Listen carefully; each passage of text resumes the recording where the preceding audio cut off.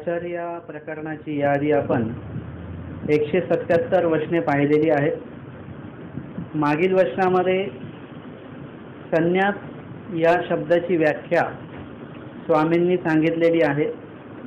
राग, द्वेष, काम, क्रोध, मद आणि मत्सर यांचा त्याग, याची नावे संन्यासकी बाई, अशी संन्यासाची एकदम सरळ आणि साधी व्याख्या केलेली आहे। संन्यास म्हणजे काय असं जर का आपल्याला कोणी विचारलं, कुणाला सांगायची जर का आपल्याला वेळ आली, तर आपण त्या संन्यासाबद्दल एवढं वाकडं तिकडं व्याख्या किंवा अर्थ सांगण्याचा प्रयत्न करू, परंतु स्वामींनी काय केलेलं आहे की संन्यासाची सरळ व्याख्या सांगितलेली आहे। संन्यास म्हणजे काय?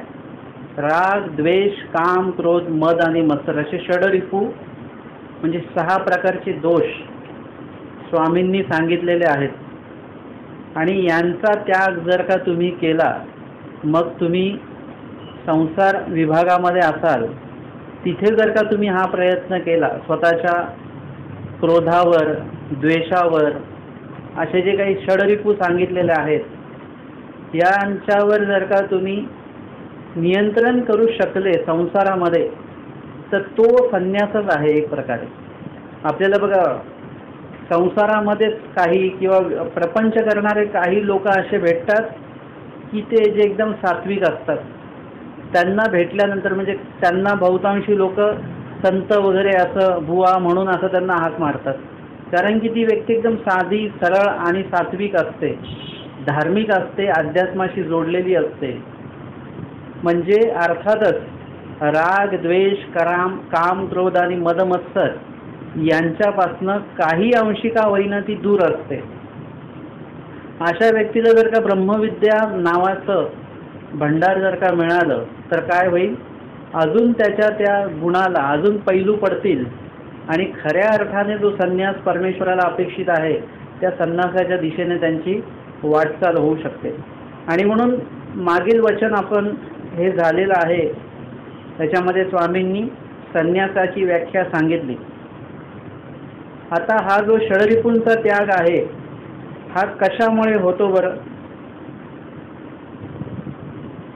राग, द्वेष, काम, क्रोध, मद, मत्सर यांचा जो त्याग सांगितलेला आहे, तो त्यागच कशामुळे होतो? आणि ह्या षडरिपूंचा त्याग करावा काय? म्हणजे त्याग करण्यासारख्या खूप गोष्टी आहेत की ज्यांचा त्याग आपल्याला करता आला पाहिजे, केल्या गेला पाहिजे, परंतु तो त्याग आपल्याकडनं कधीही होत नाही, आपण त्याचं करू शकत नाही। आणि परमेश्वराने तर तो त्याग आपल्याला विहित केलेला आहे। मग बहुतांशी असं होतं की देवाने जर का एक त्याग सांगितलेला आहे, तेवढाच त्याग करून बसतो आपण, मग दुसरा त्याग आपण करतच नाही। देवाने सांगितलं की अन्यवार्ता करू नका, तर फक्त आपण अन्यवार्तेचाच त्याग करतो, पण धर्मवार्तेचा स्वीकार करावा ते आपल्याच्याने होत नाही। म्हणजे आपण काय करतो, एक काटेकोरपणे एवढं सांगितलं म्हणजे एवढंच आचरायचं, बाकी आचरायचंच नाही, असं नाही आहे। स्वामींनी अनेक त्याग सांगितलेले आहेत, तर त्या प्रत्येक गोष्टीचा त्याग आपल्याला करता आला पाहिजे। तुम्ही म्हटले की नाही, आम्ही आता रागद्वेषाचा त्याग केलेला आहे, आता काम क्रोधाचा त्याग आम्ही करणार नाही, आम्हाला एवढंच जमतं, तर तसं नाही आहे। आपल्याला प्रत्येक गोष्टी ज्या वाईट आहेत त्याचा त्याग आपल्याकडनं घडलाच पाहिजे, तो केलाच पाहिजे आपण। आणि यासाठी इथे शंका दिलेली आहे की या षडरिपूंचा त्याग कशामुळे होतो, किंवा षडरिपूंचा त्याग करावा काय? ना स्वामी सांगतात की मनीचे अभिलाष निवर्तले तरी सुची असुची ये दोन्ही नाही नायका।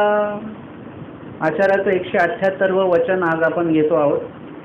स्वामी सांगतात की मनीचे अभिलाष निवर्तले तर सुची आणि असुची ये दोन्ही नाही नायका। मनीचे अभिलाष म्हणजे तादात्म्य आणि मोह ममता। आता वचनाला आपण शंका काय दिलेली आहे? राग, द्वेष, काम, क्रोधादी या षडरिपूंचा त्याग कशामुळे होतो? तर मनीचे अभिलाष निवर्तले तरी, म्हणजे आपल्याला राग, द्वेष, काम, क्रोधच का असतो, ह्याचं उत्तर या शंकेमध्ये आपल्याला मिळालं। आपल्याला स्वामी सांगतात की मनीचे अभिलाष, अभिलाष म्हणजे काय, काहीतरी हवं असणं, पाहिजे असणं.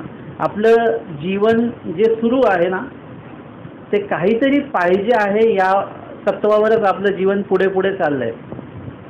जर का तुम्हाला माहिती आहे की पुढे काहीच नाही आहे, जेव्हा आपल्याला कळतं की पुढे रस्ता बंद आहे तेव्हा तुम्ही काय करता, गाडी फिरवून घेता. परंतु जर का तुम्हाला माहिती आहे पुढे रस्ता आहे तर तो रस्ता कुठेतरी जाणार आहे आणि आपल्याला हवं आहे ते भेटणार आहे, या अपेक्षेवर हा सगळा जीवन प्रवास चालू आहे. आणि मग या प्रवासामध्ये जेवढ्या काय वस्तू येतात त्या वस्तूंविषयी आपण एक तर राग म्हणजे आवडी, अडथळे रूप असेल तर द्वेष, राग द्वेष काम क्रोध म्हणजे या सगळ्या षडरिपूंचा उपयोग आपण घेत असतो. का, आपल्याला पाहिजे ते आपल्याला भेटणार आहे म्हणून. एखाद्याला कळलं अमक्याचं तुला हत्या करायची आहे, तुला 2 लाख रुपये मिळतील, मग ते 2 लाखासाठी तो त्याची हत्या करतो आणि त्याच्यामध्ये जे काही अडथळे येतात त्या अडथळ्यांना तो सगळ्यांना पार करत करत करत त्याच्या त्या हत्येपर्यंत पोहोचतो आणि त्याची हत्या करतो. कारण त्याला माहिती आहे की ही हत्या केल्यानंतर मला पाहिजे ते द्रव्य मला मिळणार आहे. म्हणजे अभिलाष जो आहे तो अभिलाष आपल्याला चिकटलेला असल्यामुळे या षडरिपू सुद्धा काय झालेले त्या योगाने षडरिपू. कारण की तुम्हाला जो अभिलाष आहे तो अभिलाष नुसता पूर्ण करता येत नाही. तो अभिलाष पूर्ण करण्यासाठी तुम्हाला राग द्वेष काम क्रोधाचा उपयोग वेळोवेळी करावा लागतो. जसं जर तुम्ही म्हणाले की आम्ही जे अन्न बनवलेलं आहे ते एकदम सात्विक अन्न आहे, ह्याच्यामध्ये कुठल्याही प्रकारची हिंसा केलेली नाही आहे. आता तुम्ही पीठ मळलं ही हिंसा झालेली आहे, त्याच्या आधी गहू दळले ही एक हिंसा झालेली आहे. आता याला जरी आपण सात्विक विभागामध्ये त्याला आपण घेऊया समजा, परंतु चपाती बनवताना म्हणा किंवा अन्न शिजवताना तुम्हाला काय करावं लागलं, अग्नी प्रज्वलित करावा लागतो. म्हणजे सगळ्या गोष्टी सात्विकतेने होतात का? सात्विकतेने विनंती केली आणि चपाती तयार होईल का कधी? त्याला तुम्हाला अग्नी प्रज्वलित करावा लागतो. म्हणजे तुम्हाला हवं ते मिळवण्यासाठी सगळ्याच गोष्टी काही गोडी गुलाबीने बोलून मिळत नाहीत. काही गोष्टींसाठी तुम्हाला अधिकृतपणे जावं लागतं, काही गोष्टींसाठी तुम्हाला अनधिकृत मार्ग पत्करावे लागतात. आत्ताच जर का आपण कुठल्या सरकारी कार्यालयात गेलो, आपल्याला माहिती आहे की त्यांना जर 50 रुपये जास्त दिले तर काय होईल, काम लवकर होईल. म्हणजे आपण अनधिकृत दिशेचा अवलंबन केलेला आहे त्या ठिकाणी. अशा प्रकारे आपण आपलं कार्य करत असताना नेहमी सरळ आणि सात्विक पद्धतीने करत नाही. त्याच्यासाठी राग द्वेष काम क्रोध मद आणि मत्सरांचा उपयोग आपण घेतो. आणि ह्याचा उपयोग आपण का घेतो? कारण की मनीचे अभिलाष म्हणजे मनामध्ये आपला अभिलाष आहे, तो अभिलाषामुळे आपण बाकीच्या इतर गोष्टी काय करतो आहे, त्या इतर गोष्टींचं अवलंबन आपण करतो आहोत. आणि त्यासाठी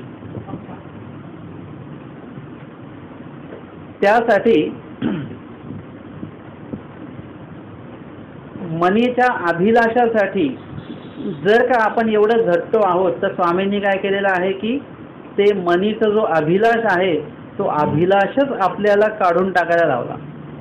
जर का मनाचा अभिलाष या जोरावर जर का आपले एवढे दोष घडत असतील तर स्वामींनी ते दोष त्यागत बसण्यापेक्षा राग त्यागा द्वेष त्यागा काम त्यागा क्रोध त्यागापेक्षा स्वामी म्हणतात मनीचे अभिलाष निवर्तले तरी, मनीचे अभिलाष जे आहे त्याचाच निवर्त करून टाका, तेच काढून टाका. आपण जे बोलतो ना की एक फांद्या आणि पानं तोडत बसण्यापेक्षा मुळासकटच झाड तोडलं तर ते परत पालवी वगैरे फुटण्याचा आणि वगैरे काही प्रश्नच येणार नाही. आणि म्हणून आपण फांद्या तोडू नका. आपण जे काही दोष आपल्याला उद्भवत आहेत ना, आता तुम्हाला दिसत आहेत की माझ्यामध्ये राग आहे, माझ्यामध्ये द्वेष आहे, माझ्यामध्ये अमका दोष आहे, हे सगळ्या फांद्या आहेत. या फांद्या आपल्याला तोडत बसायच्या नाही आहेत. आपल्याला काय करायचं आहे, हे झाड या फांद्या ज्या झाडाच्या आधारे आहेत त्या झाडालाच आपल्याला तोडायचं आहे. हा विषय याच्यामध्ये स्वामींनी सांगितलेला आहे. आपण काय करतो की रागावर नियंत्रण सांगा, मला काहीतरी, मला क्रोध खूप येतो त्याच्यावर नियंत्रण काहीतरी सांगा. आपण हे उपाय शोधत बसतो. स्वामींनी पाणी चोरीच्या दृष्टांतामध्ये काय सांगितलं, हा द्वार जर का बंद केलं तर त्या द्वारातनं पाणी वाहतं, ते द्वार बंद केलं की त्या द्वारातनं पाणी वाहतं. परंतु जर का मुख्य द्वार बंद केले तर काय होईल, मुख्य द्वार धरिली अवघे द्वार धरिले होती. मुख्य द्वार जर का बंद केलं तर पाणी येणारच नाही आणि त्याच्यामुळे कुठले सगळे दारं जरी उघडे असतील त्या धरणाची तरी कुठल्याही दरवाजातनं पाणी येऊ शकणार, कारण मुख्य दरवाजातलं जे काही येणं आहे ते तुम्ही बंद केलेलं आहे. तसं त्याच्यामध्ये सिद्धांत सांगितलेला आहे. आपण म्हणतो ना की दृष्टांतामध्ये सिद्धांत आलेला आहे. आपण काय करतो की आपण रागावर कंट्रोल करतो, आपण द्वेषावर कंट्रोल करतो, म्हणजे अनेक दोषांवर आपण कंट्रोल करतो, परंतु आपण आपल्या खाण्यावर कधी कंट्रोल नाही करत. मुख्य जो काही प्रवाह जो आहे, दोषांचा प्रवाह जो आपल्या मनामध्ये आपल्या देहामध्ये येतो, तो येतो जिभेच्या वाटेने, तोंडाच्या वाटेने येतो.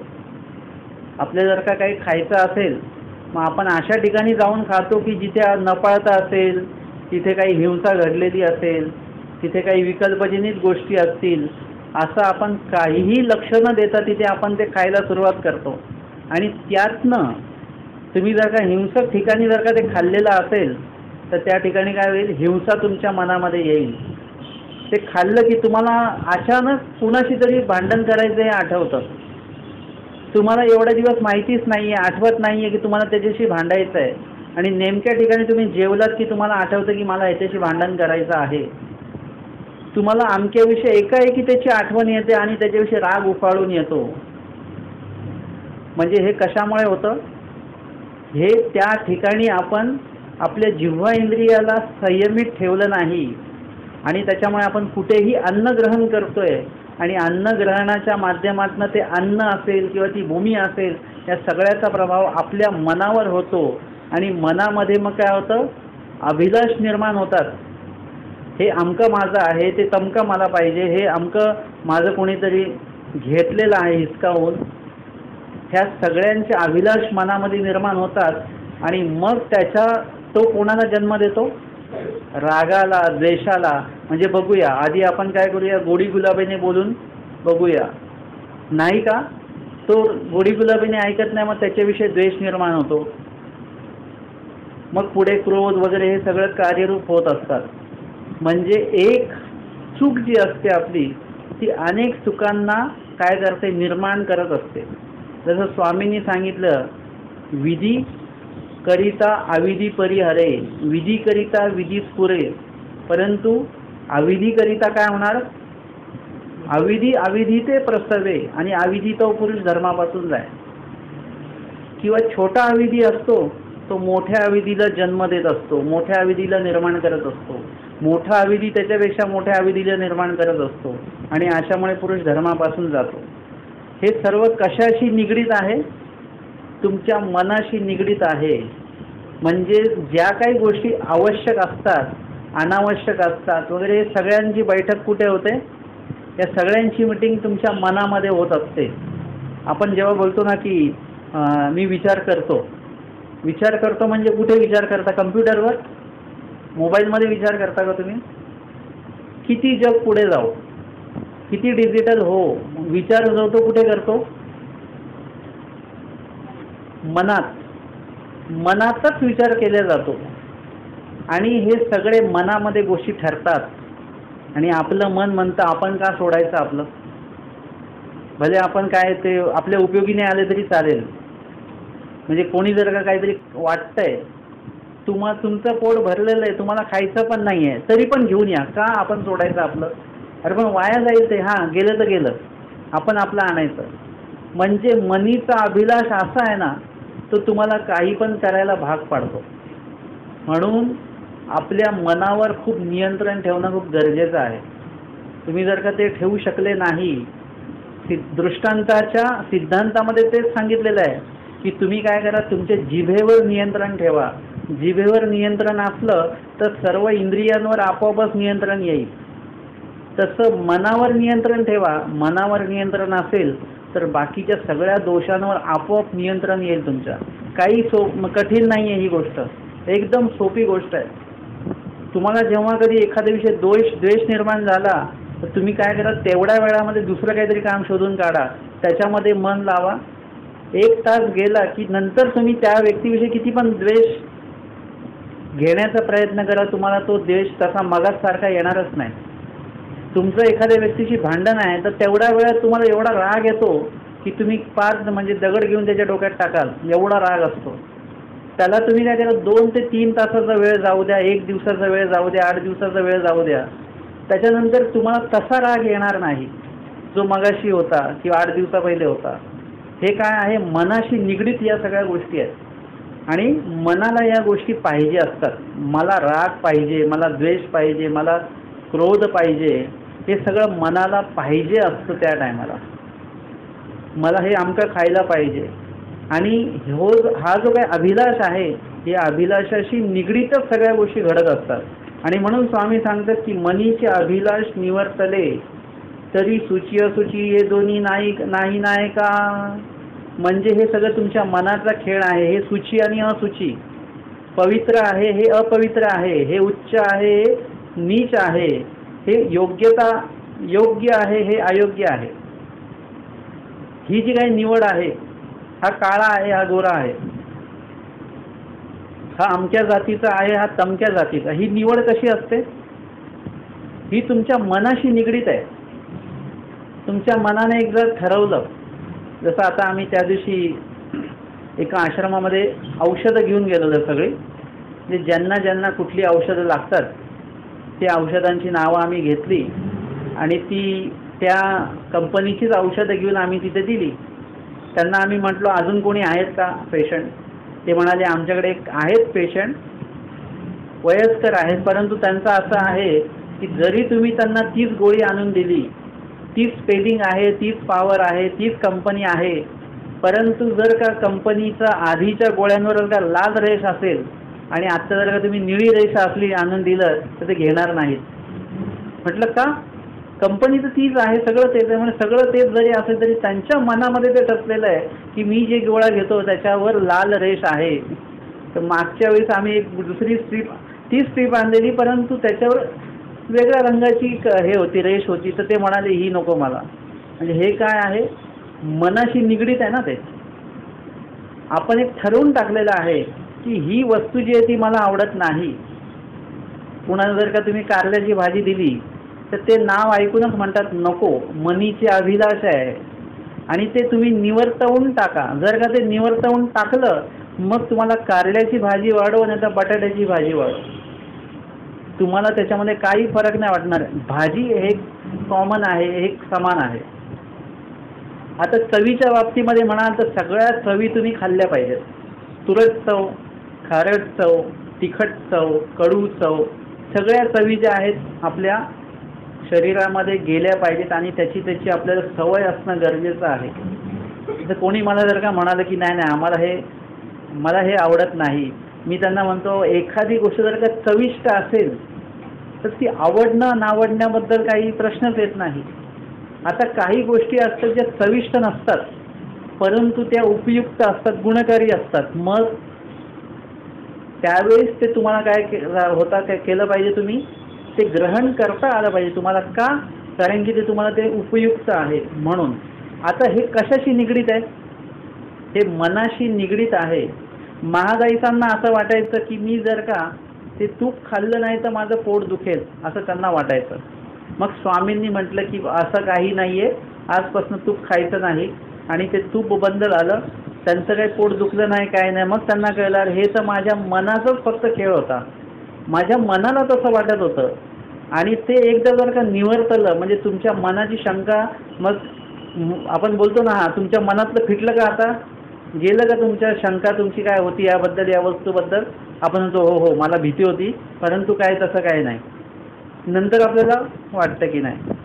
त्या दिवशी आम्ही कुठे कारल्याची भाजी खाल्ली संवत्सरला आश्रमातच, काही कडू नाही लागली परंतु इतकी चविष्ट लागली. त्याच्यामध्ये फक्त कांदा टाकलेला होता, बाकी काही नव्हतं, असं मसाला वगैरे, म्हणजे असं खूप काही वाटण घाटण असं होतं काही नाही. एकदम सिंपल भाजी त्यांनी वाढलेली होती.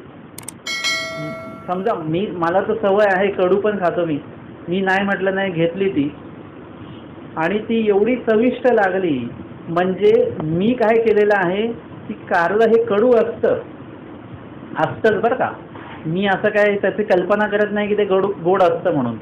ते कडूच असतं, पण त्या कडू चवीबद्दल जी काही नकारात्मकता माझी होती किंवा त्याच्याबद्दल जी काही किळस होती, एक कडवटपणा त्याबद्दल होता, त्या कडू चवीबद्दल, तो मी मनातनं काढून टाकला आहे. त्यासाठी मी काय केलं, कच्चे कारले मी खाल्ले 2-3 वेळा. तिसऱ्या वेळेस खाताना मला काही वाटलं नाही, एकदम चांगलं वाटलं. आता जरी मला किती पण कडू वस्तू दिली तर ती मी खातो. कारण कडू चवीबद्दलची एक सवय आपण ठेवलेली आहे. गोड चवीची एक सवय आपल्याला ठेवलेली आहे. गोड कोणी वस्तू दिली तर तुम्ही ते हे करता का, काही गोड आहे का लगेच आपण खायला बघतो. पण जर का कोणी म्हटलं हे तुरट आहे बरं का, मग आपण नको, थोडंसंच द्या. खारट आहे मग नको, तिखट आहे मग नको. गोड वस्तू आपण सहजपणे ग्रहण करतो, तेवढ्या बाकीच्या चवीच्या वस्तू तेवढ्या सहजपणे आपण ग्रहण करत नाही. कारण की गोड विषय आपल्याला कुठल्याही प्रकारची सूची असूची नाही आहे. पवित्र भाव आपल्या मनामध्ये नाही आहे. गोड हे गोड आहे, तसं कडू हे कडू आहे. म्हणजे प्रत्येक चव जी आहे त्या चवीबद्दलची जी काही पवित्र अपवित्र ही जी काही भावना आहे आपल्या मनामध्ये, त्या चवीविषयी जे काय आपल्या मनात द्वेष आहे तो आपण काय केला पाहिजे, निवर्तवून टाकला पाहिजे. तो जर का आपण काढला मग तुम्हाला सगळ्या गोष्टी समान राहणार. मग तुम्हाला कुठली गोष्ट महत्त्वाची नाही आणि कुठली गोष्ट छोटी नाही, सगळ्या गोष्टी समान वाटतील. कवणे करणे मुंची देनाच वाटेल तुम्हाला. आत्ता आपल्याला कसं आहे की नाही मला हे केलं पाहिजे तर मी दुःखमुक्त होईल, अजून सुद्धा ही भावना आहे. जेव्हा तुम्ही मनीचे अभिलाष निवर्तले सगळं, तेव्हा मग तुम्हाला कळेल की सगळं हे सृष्टीमधलं सगळं कसं आहे, समान आहे. आज आपल्याला सोन्याबद्दल जास्त आहे अभिलाष आहे, चांदीबद्दल त्याच्यापेक्षा कमी आहे, लोखंडाबद्दल त्याच्याही पेक्षा कमी आहे. आपण असं लोखंड आणून ठेवतो का घरामध्ये भरपूर? जेवढं सोनं आणून ठेवू आपण तेवढं लोखंड आणून ठेवू का? तेवढं काही बाकीच्या वस्तू आणून ठेवू का आपण बाकीच्या धातूच्या? कारण की सोन्याविषयी आपल्याला एक पवित्रत्वाची भावना आहे आणि बाकीच्या धातूंबद्दल आपल्याला अपवित्रत्वाची भावना आहे. पण जेव्हा तुमच्याकडे ब्रह्मविद्या ज्ञान येईल, याचं उत्तर पण आहे की बाबा हे मनीचे अभिलाषच कधी जातील, जेव्हा तुमच्याकडे ब्रह्मविद्या ज्ञानाचं आचरण तुमच्याकडे येईल, त्यावेळेस तुम्हाला या सगळ्या गोष्टी समानच वाटतील. आत्ता तुम्हाला सोनं वाटतंय, चांदी वाटतंय, परंतु ज्यावेळेस ब्रह्मविद्या ज्ञान येईल तेव्हा तुम्हाला सरसकट सगळं प्रपंच आहे असं लक्षात येईल. मग तो लाकूड असो, तो लोखंड असो, चांदी असो, नाही तर सोनं असो, हा सरसकट काय आहे, प्रपंच आहे. आत्ता तुमच्या मनामध्ये त्याच्याविषयी कुठल्याही प्रकारचा अभिलाष राहणारच नाही. जसं शेवटच्या काळामध्ये स्मृतिस्थळामध्ये घटना येते की नाथोबास गेलेले होते अवकाशाला आणि त्यांना सोन्याची कढई दिसली. आपण असतो तर काय केलं असतं, सोन्याची कढई घरी घेऊन आलो असतो आपण, लगेच विकून टाकली असती, पैसे केले असते, एखादं घर घेतलं असतं. परंतु नाथोबा होते, त्यांनी काय केलं, त्यांच्यासाठी ती कढई म्हणजे स्वामी गेल्यानंतर ती कढई भेटलेली आहे, त्याच्यामुळे त्यांना ती सोन्याची कढई कशी आहे, लोखंडाचीच कढई असल्यासारखी आहे. ती कढई कशी आहे, माती असल्यासारखी आहे ती कढई. आपल्याला कुठे माती दिसली की आपण लगेच टोपल्यावर घेऊन येतो का माती? माती आपल्याला सगळीकडे दिसतं ना. मग आपल्याला काय दिसलं तर आपण घेऊन येऊ? त्या मातीत जर का सोनं पडलेलं असेल तर आपण लगेच घेऊन येऊ. परंतु नाथोबासांनी काय केलं, त्या सोन्याला काय केलेलं आहे, माती समान पाहिलं आणि ते सोनं, ती सोन्याची जी कढई आहे ती काही त्यांनी आणली नाही. ते म्हणाले की स्वामी असताना भेटली असती तर तुझा उपयोग केला असता मी स्वामींच्या ठिकाणी पूजा वगैरे करण्यासाठी, परंतु आता तू स्वामी गेल्यानंतर भेटली, आता तुझं काही काम नाही. नाथोबासांनी काही ती कढई आणली नाही. ह्याला म्हणतात मनीचे अभिलाष निवर्तले. आपल्याकडे अभिलाष आहे ना की आपल्याला द्रव्य मिळालं, आपल्याकडे सोनं मिळालं, मूल्यवान वस्तू मिळालं की त्याचं आपल्याला काहीतरी करायचं आहे, पुढे उपयोग करायचा आहे प्रपंचामध्ये वगैरे वगैरे. परंतु तुमचं जर का अभिलाषच नसेल, तुम्हाला किती वस्तू भेटो. काही लोक अशी बघितलेली आहेत मी, रस्त्यात 500ची नोट जरी भेटली दिसली तरी ते उचलणार नाहीत. ती एक वेगळी भावना आहे. म्हणजे कोणाचं घ्यायचं नाही हा एक भाग आहे. परंतु ब्रह्मविद्या ज्ञान ज्यांच्याकडे आहे त्यांना स्वामींनी सांगितलेलं आहे की मसनीचे वस्त्र घे पे, म्हणजे उपेक्षिलेलं वस्त्र घ्या, उपेक्षिलेल्या वस्तू घ्या. कुणाच्या अपेक्षा ज्याच्यात अडकलेल्या आहेत त्या वस्तू घेऊ नका. कुणाचे तरी पैसे आलेले आहेत तिथे पडलेले आहेत, पण कुणाच्या तरी अपेक्षा त्याच्यात अडकलेल्या आहेत, तर ती वस्तू आपण घेऊ नका. त्यांनी जर का ती उपेक्षिलेली असेल तर तुम्ही ती घेऊ शकता. म्हणजे काय झालं की ज्याचे ते पैसे हरवलेत त्याची अभिलाषा त्याच्यामध्ये नसेल तर ते तुम्ही घेऊ शकता, पण त्याची अभिलाषा असेल तर मग ते घेऊ नका. ते तुमच्यासाठी दोषजनक आहे, ते तुम्हाला त्रासदायक ठरणार आहे पुढे.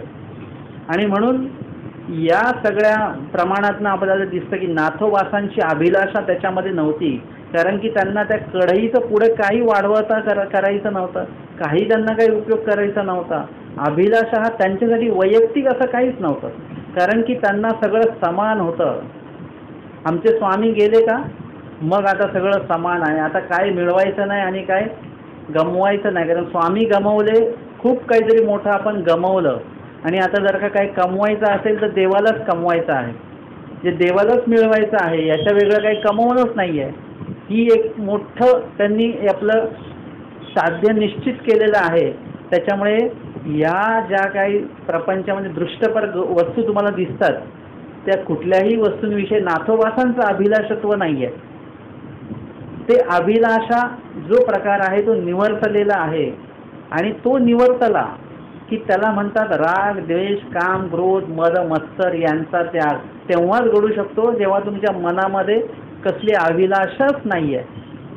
बघा नाथोबास ते काही चिडले नाही तिच्यावर, त्या कढईवर, किंवा ते कढई भेटल्यामुळे त्यांना राग म्हणजे आवडी निर्माण नाही झाली, आनंद निर्माण नाही झाला की कढई भेटली मला सोन्याची.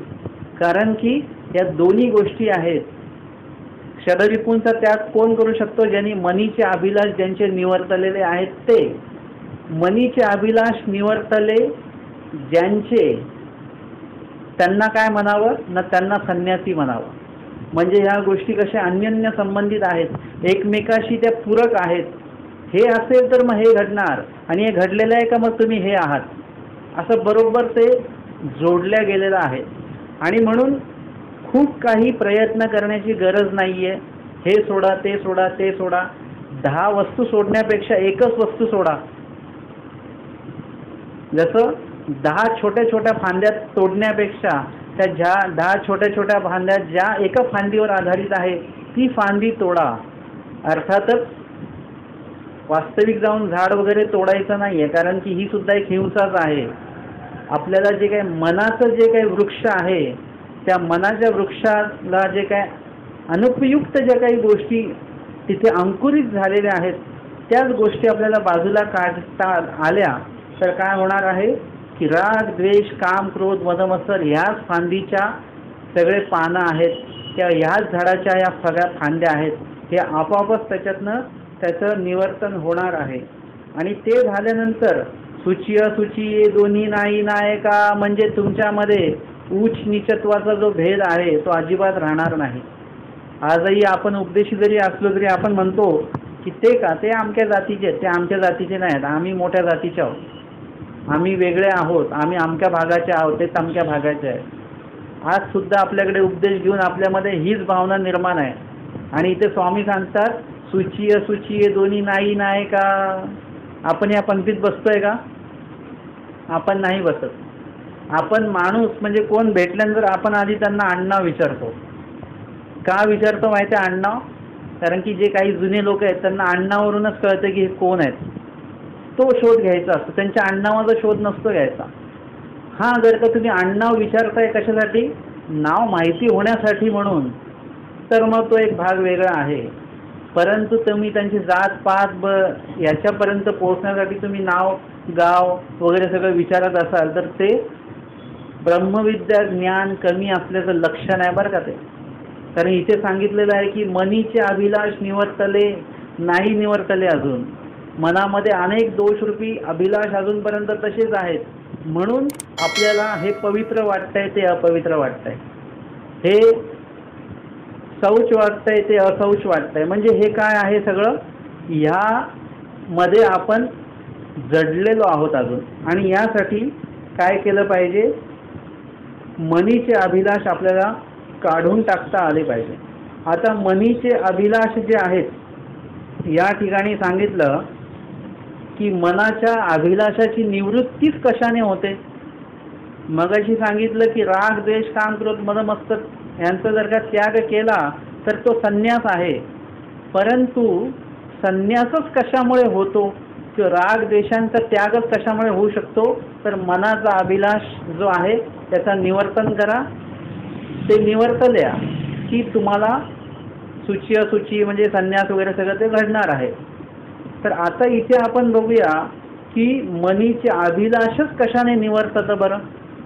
हे आता तुम्ही सांगितलं मनाचे अभिलाष काढून टाका, परंतु ते कशाने जाईल. तर स्वामी सांगतात, अहंतेचे मूळ सकंदी उपडावे नायका एरवी अंकुर निगती मग शांतीचे रोप लावावे. म्हणजे अभिलाषा कशाशी निगडीत आहे, आता अहंकाराशी निगडीत आहे. अहंकार म्हणजे ज्याला आत्ताच्या भाषेमध्ये आपण जर का इगो म्हटलं तर तुम्हाला लवकर समजेल. इगो म्हणजे काय, अहंकार, अहम आपला जो असतो ना, तो अहम, या अहमाशी सगळ्या गोष्टी निगडीत आहेत. परत अहंतेचे मूळ सकंदी उपडावे नायका, तुमचा हा जो काही अहम आहे ना तो फक्त बाजूला करून टाका. म्हणजे मी हे केलेलं आहे, मी ते केलेलं आहे, मी असं मी तसं, याच्यातलं फक्त मी काढून टाका. आणि त्याच्याविषयी आम्ही शब्द तुम्ही वापरा. बघा लगेच वाक्य बदललं, वाक्य उच्चारण्याचा जो काही भाव आहे तो बदलला. मी म्हटल्यानंतर एकदम माणूस कसा होतो, अहंकाराने भरून येतो की मी केलेलं आहे, आम्ही केलेलं आहे म्हणत असताना भरून येतं. म्हणजे त्या ठिकाणी भरीवपणा आहे आणि अहंकाराच्या ठिकाणी पोकळपणा आहे सगळा. तर या ठिकाणी तिथे राग द्वेष असतील किंवा या ठिकाणी मनीचे अभिलाष असतील, हे सगळे तुमच्या अहंतेशी जोडल्या गेलेले आहेत. तुम्हाला राग काय येतो माहिती आहे, कारण की तुमचा अहंकार दुखावल्या गेलेला आहे. त्याच्यामुळे तुम्हाला एखादी गोष्ट आवडते म्हणजे काय, तो सुद्धा तुमचा अहंकार आहे की माझी निवड म्हणजे काय साधी आहे का, त्याच्याच ठिकाणी सुद्धा अहंता आहे. म्हणजे प्रत्येक गोष्टीविषयी आपण आपलं अस्तित्व जे आहे त्या ठिकाणी मांडण्याचा प्रयत्न करत असतो. एखाद्याने समजा काय केलं तर आपण म्हणतो मी म्हटलंच होतं त्या दिवशी, आम्हाला तर म्हटलं नव्हतं, नाही मी मनात म्हटलं होतं. म्हणजे मी हे जे काय घडणार आहे ते मी म्हटलं होतं हे आपल्याला सिद्ध करायचं असतं. हा सुद्धा एक अहंकार आहे. मी सांगितलं होतं ना असं करा, हा सुद्धा अहंकार आहे. म्हणजे तो तुम्ही स्वाभाविकपणे सांगतायचा भाग वेगळा आहे, परंतु तुम्ही इतरांना लक्षात आणून देण्यासाठी की मी आधी म्हटलं होतं पण माझं ऐकलं नाही, हे जे आपण 10 वेळा बोलतो हा अहंकार आहे. आणि हे अहंकारामुळे आपल्याला हे राग द्वेष काम क्रोध मद मत्सर हे सगळे जडलेले आहेत, अहंकाराशी जडलेले आहेत हे सगळे. आणि याच्यामुळेच आपल्याला मनीचे अभिलाष सुद्धा त्याच्यामुळेच आहे की मला हे भेटू शकतं, मला हे पाहिजे, ह्याच्याशी आपण जोडल्या गेलेलो आहोत. परंतु तुमच्या लक्षात आलं पाहिजे, एकदा जर का अहंकार गेला की मग आपण म्हणतो काय करायचं आहे ते, आता काही आवश्यकता नाही. जो माणूस वयाच्या 50-60 वर्षापर्यंत एखाद्या प्रॉपर्टीसाठी लढतो, का लढतो माहिती आहे, त्याचा इगो असतो तो की जर का मी माघार घेतली तर माझा कमीपणा होईल. तो माणूस 90व्या वर्षी जर का जिवंत असेल तर 90व्या वर्षी जर का त्याला म्हटलं की पाहिजे का ते बिल्डिंग, म्हणतो काय करायचं आहे आता, आम्हाला मुलं नाही काय नाही, काय करायचं आता त्या प्रॉपर्टीचं, नको. आता इगो जो आहे तो पूर्ण निघून गेला, तर काही कामाचा नाही आता. मग एवढ्या दिवस काय केलं, एवढ्या दिवस त्या इगोने काय केलं तुम्हाला, अहंतेने काय केलं तुम्हाला, राग द्वेष काम क्रोध मद मत्सराचा उपयोग करायला भाग पाडलं. का, कारण की तुमच्यामध्ये मनाचा अभिलाष आहे, मला हे पाहिजेच ही प्रॉपर्टी, म्हणून तो अभिलाष निर्माण आहे त्याच्यामध्ये. आणि त्याच्यामुळे काय होणार आहे की बघा, अहंतेमुळे अभिलाष आणि अभिलाषामुळे राग द्वेष काम क्रोध मद मत्सर. आता आपण उलट येऊया. राग द्वेष काम क्रोध मद मत्सराचा त्याग कशामुळे होणार आहे? जर का तुम्ही मनीचे अभिलाष जर का तुमचे गेले तर मग त्याचा त्याग होणार. मग त्याचाच त्याग कशामुळे होणार आहे न, जर का तुमच्याकडे अहंता नसेल. म्हणजे आता आपल्याला राग द्वेष काम क्रोध मद मत्सर यांचा त्याग करायच्या भानगडीत पडायचं नाही. मनीचा जो अभिलाष आहे त्याचा नाश करण्याच्या पण मागे लागू नका. तुम्ही आता कशाच्या मागे लागा? तुमचा जो इगो आहे, तुमचा जो अहंता आहे ना, तो अहंता काढून टाका. सगळ्याला मूळ कोण आहे? ते आहे. अख्खी बिल्डिंग पाडण्यापेक्षा तुम्ही बिल्डिंगचा खालचा माळा जरी पाडला तर बाकीचे काही माळे पाडायची गरज पडते का? हे उदाहरण स्वामींनी दिलेलं आहे. कुठल्या वचनामध्ये? बरोबर आहे, उतरंडी गडबडी. जर का खालचं मडकं जर का फोडलं, उतरंडी कशाला म्हणतात? मडक्यावर एकावर एक मडकं ठेवलेलं आहे. बरोबर आहे, एकावर एक मडकं ठेवलेलं आहे. त्यातलं जर का खालचं मडकं फोडलं तर वरचे मडके आपोआपच सगळे खाली पडणार आहेत, फुटणार आहेत. तसं इथे आपल्याला काय करायचं आहे? मुळातला जो दोष आहे ना, आता त्याच्याकडे लक्ष देऊया आपण. तुम्ही कधी हरळ बघितलेली आहे का?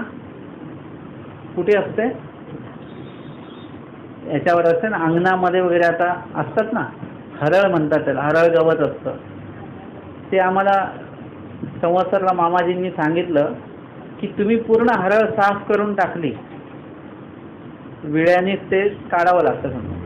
त्यातला जर का एक काडी जरी त्या जमिनीमध्ये असेल आणि जर का त्याला पाणी भेटलं, ओलावा भेटला, तर तेवढं पूर्ण एक काडी पूर्ण अंगणामध्ये परत पसरणार. म्हणजे एवढी ताकद त्या एका काडीमध्ये असते. आता तुम्हाला काय करायचं आहे? तुम्ही किती पण ते वर ते गवत कापलं तर काय होईल? काय होईल?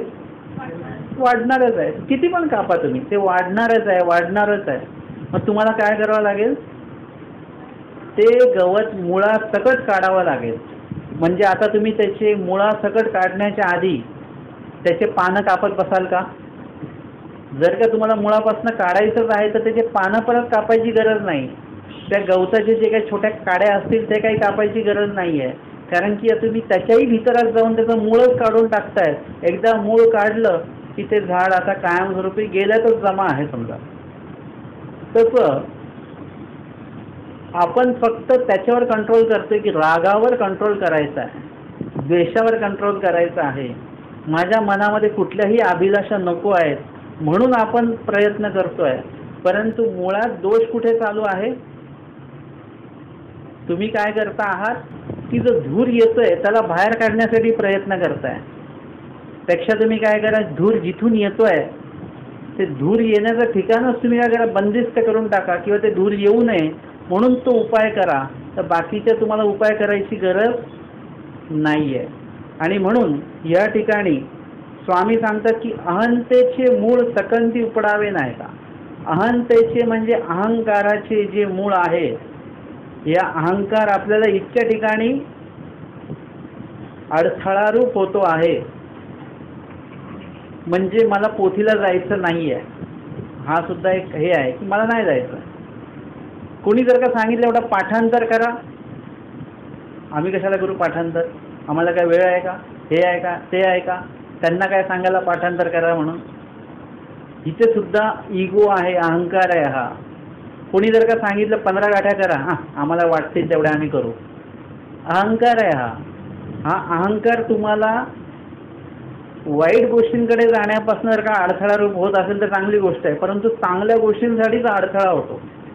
अहंकार वाईट गोष्टींकडे जाण्यासाठी तर तुम्हाला अजून सपोर्ट देतोय, अजून बळ देतोय. परंतु चांगल्या गोष्टीकडे जायचं असेल त्यावेळेस आपल्याला नेमकं मी कशाला ऐकू कुणाचं, असा जो एक भाग आहे ना, खूप लोकांमध्ये तो एक भाग आहे की मी कुणाचं ऐकणार नाही.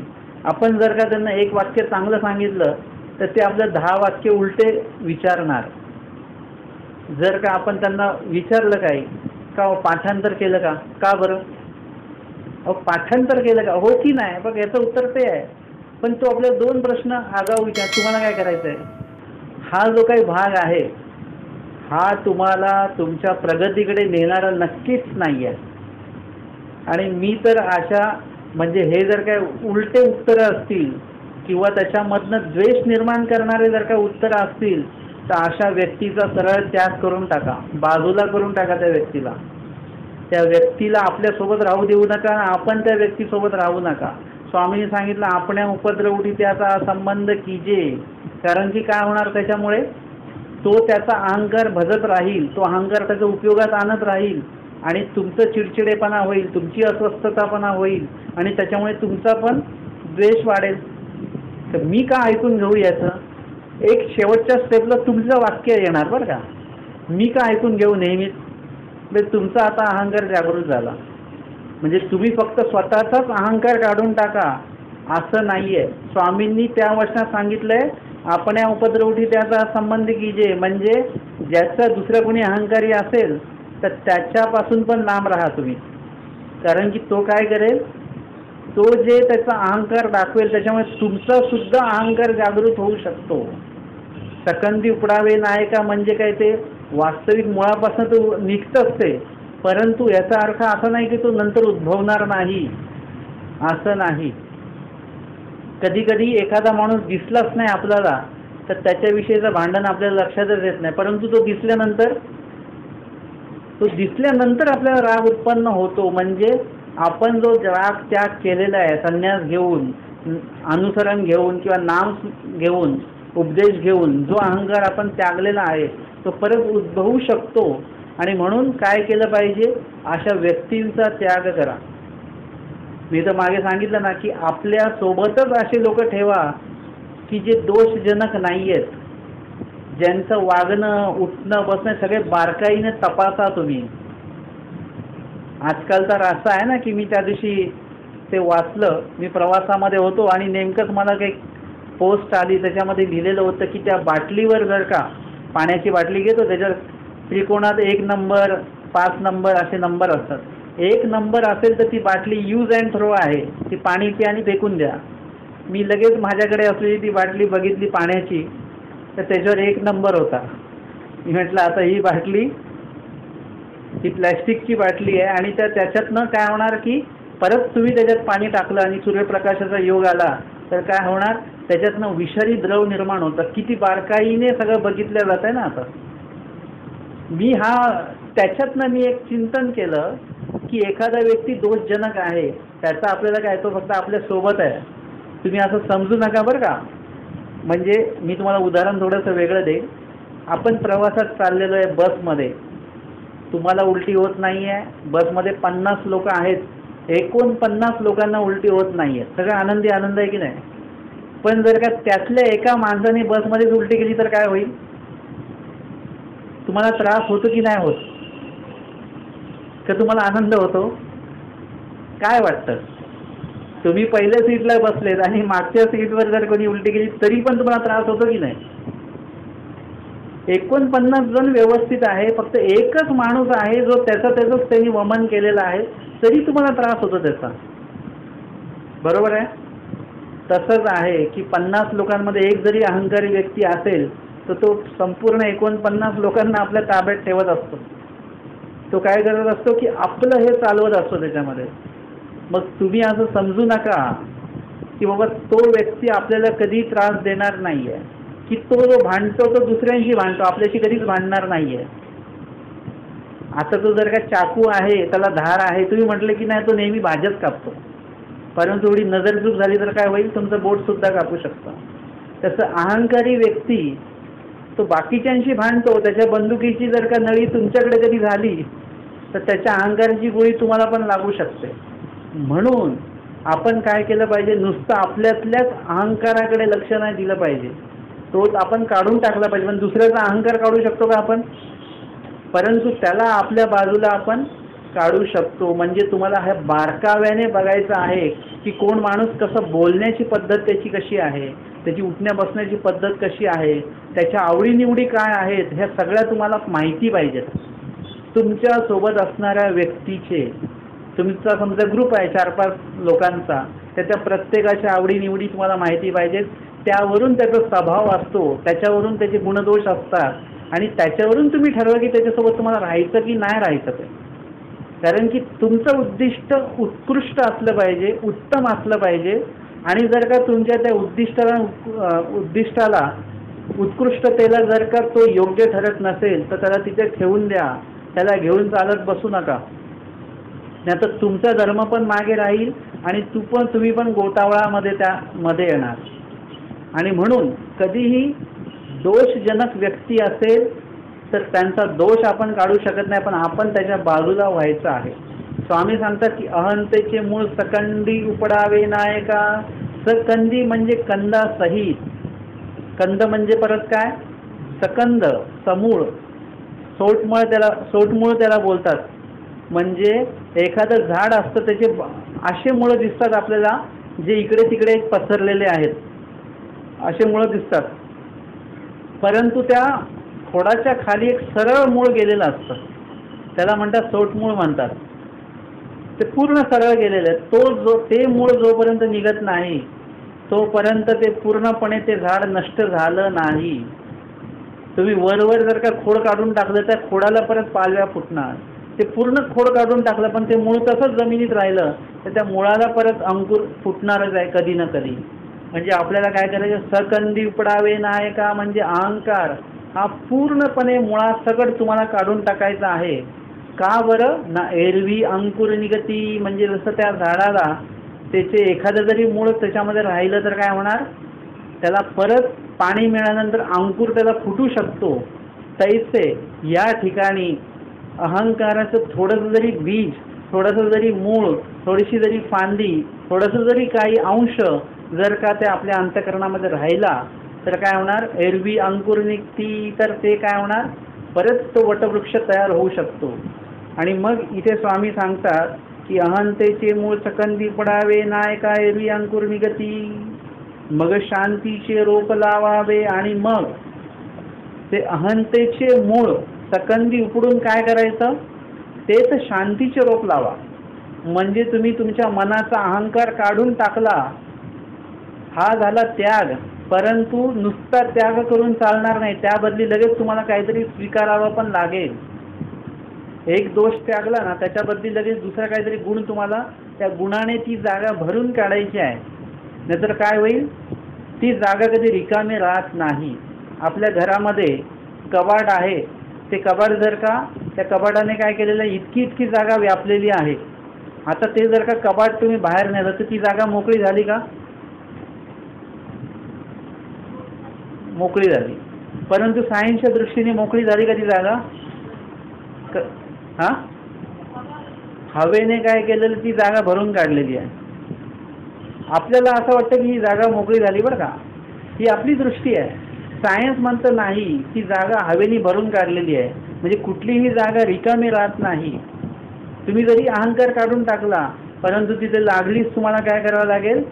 परत अहंकाराचे बीज येऊ नये म्हणून तिथे तुम्हाला शांतीचं रोप तिथे लावावं लागेल. म्हणजे सत्व तुम्हाला तिकडे निर्माण करावं लागेल.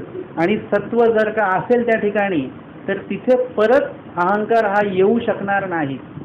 स्वामी सांगतात त्या ठिकाणी जर का अनिक असेल तर अनंत काय? अनिक आहे तिथे अनंत न सामाय, आणि अनंत आहे तिथे अनिक न सामाय. अनंत म्हणजे परमेश्वराने विहित जे केलेलं आहे ते जर का आपल्या अंतःकरणामध्ये असेल तर बाकीचं काय आपल्या अंतःकरणात येऊ शकतं का? नाही येऊ शकत. आणि म्हणून या ठिकाणी स्वामींनी एकाच वचनामध्ये त्याग आणि स्वीकार या दोन्हीचं विश्लेषण या ठिकाणी सांगितलेलं आहे. अहंकाराचा त्याग करा आणि तिथे सात्विकतेचं जे काही स्वीकरण आहे ते सुद्धा त्या ठिकाणी लगेच झालं पाहिजे. कारण की अहंकाराचा त्याग करणं केल्यानंतर, यशस्वीपणे केल्यानंतर अजून डबल अहंकार येऊ शकतात. की मी एवढा माझा बंगला सोडला, मी माझी एवढी मोठी गाडी सोडली, मी माझा एवढा मोठा अहंकार सोडला, हा सुद्धा काय आहे? परत अहंकारच आहे. हे वाक्य तुमच्या मनामध्ये, तुमच्या मुखामध्ये येता कामा नये यासाठी लागलीच ती जागा सात्विकतेने भरून काढायची आहे. आणि मी काहीच त्यागलं नाही हा भाव परत त्याच्यामध्ये त्या व्यक्तीमध्ये असणार आहे. जसं आमच्या स्वामींनी भटोबासांना सांगितलं की देवप्राप्ती कशामुळे, परमेश्वर प्राप्ती कशामुळे होईल, मग त्याच्यासाठी हा दोष नको, तो दोष नको, तो दोष नको. भटोबासांना ते निरूपण संपल्यानंतर रडू यायला लागलं, दुःख करायला लागले. स्वामींचं काय झालं? ते म्हणाले, देवा तुम्ही जे जे काही सांगितलं की याच्यामुळे देव भेटणार नाही, त्याच्यामुळे देव भेटणार नाही, ते सगळेच तर दोष माझ्याकडे आहेत, म्हणजे मला काय देव भेटणार नाही, कारण माझ्याकडे सगळे दोष आहेत. स्वामी म्हणतात रडून काय होणार नाही, देव जेणे परी व्हावा तो तेणे परी होणार आहे. म्हणजे भट्टोबासांना प्रत्यक्षात स्वामी समोर आहेत, परमेश्वराची बुद्धी आहे, त्यांची प्रचिती आहे स्वामींवर, त्याच्यानंतर अनुसरण त्यांना घडलेलं आहे. स्वामींच्या परिवारामध्ये मुख्य सेवादास्य करणारे म्हणून भट्टोबास आहेत. एवढं असून सुद्धा भट्टोबासांकडे अहंकार आहे का? अहंकार आहे नाही, अहंकार अजिबात नाही आहे. आपण म्हणतो मग आम्ही सांगितलं की लगेच देव ऐकतोच, 5व्या खेटीत देवाने ऐकलंच पाहिजे. अहंकार आहे हा, विश्वास वगैरे नाही आहे. 5व्या काय, आपल्या तर कितीतरी खेटी झालेल्या आहेत. टर्म टू सृष्टी मोजल्या कधी तुम्ही? एरवी स्थानाला खेटी करताना मोजतो आपण, 5वी खेट आहे बरं का आमची, आता पुढच्या खेटीला उभार. परंतु आपल्या टर्म ते सृष्टी किती खेटी झालेल्या आहेत माहिती आहे कोणाला? सृष्टीतल्या सृष्टीत किती खेटी झालेल्या आहेत आपल्या. किती वेळा मनुष्य देहात आलो, किती वेळा पशु देहात गेलो, नरक देहात गेलो, कितीतरी खेटी केलेल्या आहेत आपण, त्याची कुठली मोजदाद नाही आहे. त्या खेटी जर का देवाने सांगितल्या आपल्याला तर आपण शून्यच आहोत एकदम, हे आपल्या लक्षात येईल. आज आपण देवाला 5 खेटी केल्या काय तर लगेच अहंकारामध्ये येतो आणि बघा 5 खेटी केल्या तरी काम झालं नाही आमचं, देवाने आमचं काम नाही केलं, देव आमची कामं करतच नाही, लोकांचीच कामं करतो वरून हे असं.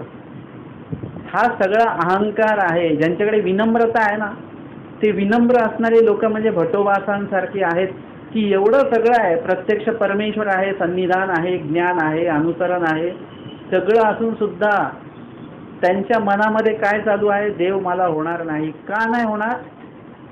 आपण तर देवाला दोष देतो, देव आमची कामं नाही करणार, देव तर अशांचीच कामं करतो, बाकीच्यांचीच. जे वाईट आहेत ना त्यांचीच कामं देव करतात.